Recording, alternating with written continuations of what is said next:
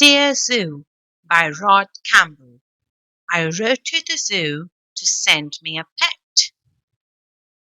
They sent me an elephant.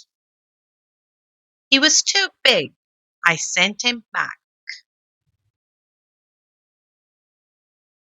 So they sent me a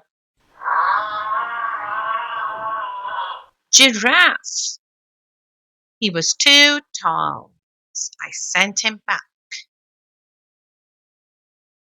So they sent me a lion.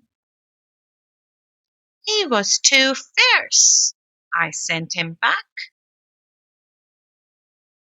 So they sent me a camel. He was too grumpy.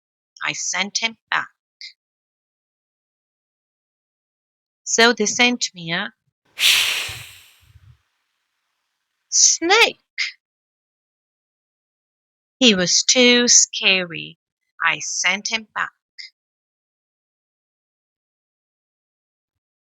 So they sent me a monkey. He was too naughty. I sent him back. So they sent me a frog. He was too jumpy. I sent him back. So they thought very hard and sent me a